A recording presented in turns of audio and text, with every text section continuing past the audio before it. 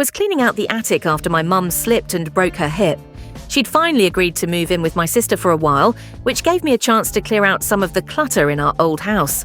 That's when I noticed something odd. Behind a warped bookcase pressed against the far wall, one we'd never moved in over 2 decades, I felt cold air seeping through a tiny crack in the wood paneling. When I pushed, the panel clicked. It swung open with a soft hiss. A hidden door. Behind it, a narrow staircase steep and pitch black. The room was small, windowless, and smelled like cedar and dust.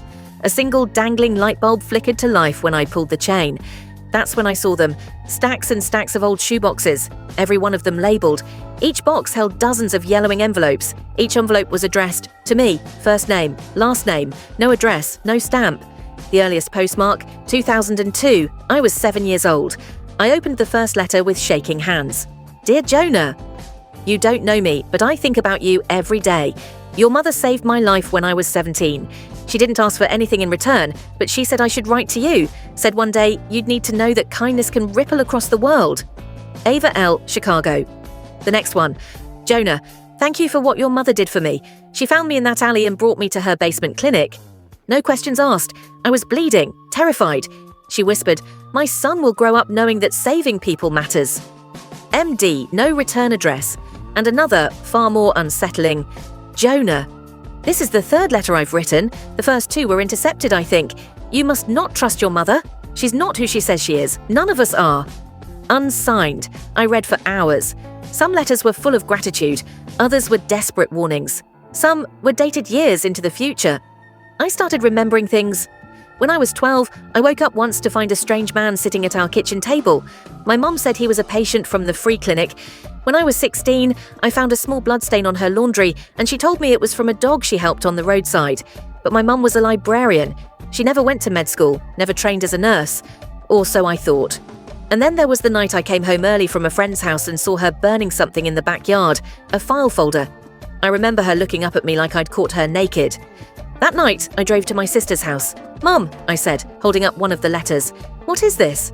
She went pale, sat down slowly like her legs had buckled. I told them to write you in case something happened to me, she whispered, to give you the truth if I never could. What truth? There's no time to explain everything, but I need you to know something. She reached into her bag and handed me a key. It's not over. You'll need this. Go to the cottage, open the cellar, bring what you find to the man in the blue coat. He'll explain the rest. I opened my mouth to protest, but she looked straight at me. They'll come looking for you now. When I returned home, every letter in that secret room was gone. The walls were bare, not a scrap of paper left, no boxes, no envelopes, no proof. Except the one letter I'd kept in my jacket pocket, the one that read, Jonah. Don't trust her. She's not your mother. She's the one who replaced her. The letter in my jacket pocket was burning a hole in my mind. Don't trust her. She's not your mother. She's the one who replaced her. But how could that be? My mother raised me. She taught me how to ride a bike, kissed my bruises, sang in the kitchen when she thought no one was listening. That was her, wasn't it? Still, the key she gave me pulsed with weight in my palm. A long brass shaft, old-fashioned. It didn't belong to anything in our house. But I knew where it did belong. The cottage, the one no one talked about. It sat at the edge of town, near the woods. We used to go there when I was a kid, only once or twice, but I hadn't been back in over 15 years. After Dad disappeared, Mum stopped going, just locked the gate and left the place to rot. The path was overgrown. The air was heavy. I approached the cottage slowly. Its windows were fogged over, but I saw something flicker inside. No lights, just movement. The key fit into a rusted padlock on the cellar doors. I hesitated. My hand trembled on the metal, then I opened it. The basement was colder than I expected. Concrete walls, fluorescent lights, shelves lined with what looked like medical supplies, and something else, files, crates, weapons. One table had a spread of documents sealed in plastic, military codes, black and white surveillance photos, some of my mother, others of me. I opened a file labelled J. Hart, 2002 replacement candidate. Inside was a photo of me as a child, asleep in bed. A post-it note. Full transition confirmed. Behavioural sync successful. DNA replication complete. What the hell was this? Another folder read, Operation Matriarch, Subject Delta 6. In it, a photo of my mum strapped to a medical table, sedated, monitored. Identical to the woman I just left with my sister. The cellar door creaked open behind me. I spun around. Gun raised. A man in a blue coat stepped inside, hands lifted in surrender. just like she said. "You're Jonah," he said softly. "How do you know me?" He walked forward, slow. "Because I was there when she took you, when she replaced your real mother." "You're lying." He pulled something from his coat, a tattered photograph. Me, maybe 5 years old, on a swing. A woman standing behind me with a bright smile. A woman who looked slightly different than the woman I called Mom. "My name is Agent Nolan. Your mother was part of a covert project, Operation Matriarch, a bioreplication trial. They created surrogates capable of emotional mimicry, DNA-level disguise. Your mother tried to escape. She took you and ran. But I've been with her all my life." "No," he said. "You've been with the copy. She activated herself to raise you, but she's starting to break down, emotionally. That's why the letters surfaced. That's why she told you to find me. She knows she can't hide forever." I wanted to scream, run, deny it all. But part of me, some buried instinct, already knew. "She told me you'd explain everything, so explain this. Why me?" Nolan sighed. "You were born into the program. You weren't supposed to be taken out. She made a choice. She loved you, more than her own life. That's what makes her different from the others." "But if she's not my mother—" "She's more than that," he interrupted, "because she chose to be." I stood in the cold, flickering light of the cellar, staring down at my life redefined in folders and false memories. Then Nolan handed me one last envelope. "I've kept this for years. She said to give it to you when you were ready." I opened it with shaking fingers. "Jonah, by the time you read this, I may be gone, but don't let them make you forget what we had. It was real, even if I wasn't. There are more like me. Not all of them are kind. You'll need to decide who you want to be now. The truth isn't safe, but it's yours to carry. Love always. Mom." A low, whirring sound began to hum in the distance. Lights flickered. Nolan grabbed my arm. "They found us," he said. "We have to move, now." I looked down at the letter again, then at the flickering surveillance monitors in the corner. On one of them, in black and white, I saw my mom, the one who raised me, standing in the kitchen of my sister's house.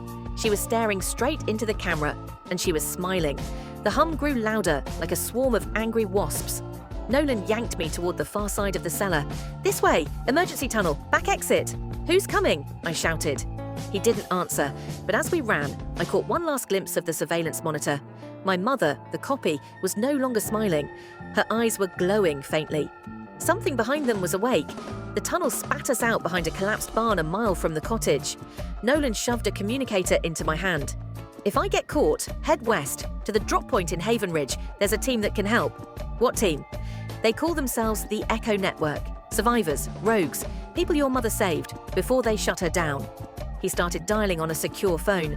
Static, a hiss. Then, "Status, compromised. Subject J has been found. Protocol Albedo is in play." The phone burst into sparks. Above us, the sound of drones. We hid in the woods until dusk. Nolan finally told me the truth, or at least his version of it. "You weren't supposed to be born. That's why the real program went dark. She, the one you call Mom, was created as a behavioral prototype. Most replicants fail to develop bonds. She did the opposite. She loved you. It broke her programming. That's why she ran. But if she was just a machine, she wasn't." He looked at me. "Your mum crossed the line between synthetic and sentient. They couldn't control that, so they marked her for decommission. She knew they'd come for her, and for you." I sat in silence, my whole life unraveling. And then I remembered something. The last letter. "There are more like me. Not all of them are kind." What do they want now? They want to finish what they started. I didn't want to go back, but I had to my sister's house, to the kitchen, to the woman who raised me. She was waiting when I got there, calm, composed, wearing my father's old cardigan. He'd disappeared in 2005. "You found it all, didn't you?" she said softly. "I found your files, the labs, your blueprint. You lied to me." "I protected you," she said, "because you're not just my son, you're their mistake, and they'd rather erase you than admit that love can't be coded." I stood frozen in the doorway. "Where's Sarah?" I asked. "My sister." "She's safe, for now." She looked up at me and her voice trembled. "They're going to make you choose, Jonah. Them or me." She handed me a device, a small cube, humming, warm. "What is this?" "It's everything. The root code, the core logs, proof of what they did, what I am." "Why give this to me?" "Because if I'm gone, the world will call me a rogue AI, a failure. But you'll know better. And because you deserve to know the truth about your father."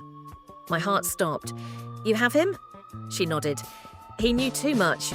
He tried to help me escape, so they took him. I traded my freedom to keep you safe. My fingers curled around the cube. Behind me, drones. Outside, sirens. Inside, my mother. Real or not, she chose me. As the red lights flashed through the windows and agents poured onto the lawn, I made my choice. I looked at her, my mother, and said, "Run!" She hesitated. "Now." She disappeared into the back hallway. I stepped forward, cube in hand, as the door burst open. Agents shouted, guns raised. Nolan was among them. He met my eyes and saw the truth in them. I was no longer running.